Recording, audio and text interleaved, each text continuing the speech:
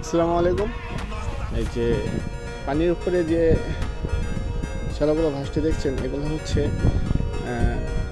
প্রাকৃতিক শ্যালা। এগুলো হচ্ছে নোনা পানির ক্ষেত্রে অনেক উপকার।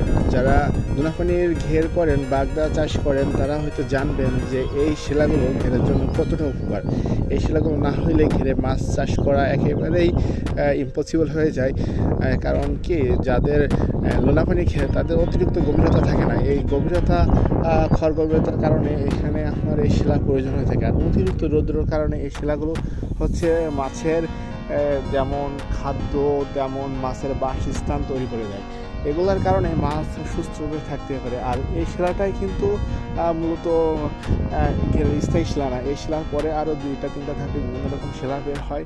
সেটা হচ্ছে মাছের মূলত প্রাকৃতিক শিলা। যেমন হচ্ছে সেগুলো বলে কাটা শিলা। এই উপরে যেটা দেখছেন, এটা হচ্ছে আপনার সাদা শিলা।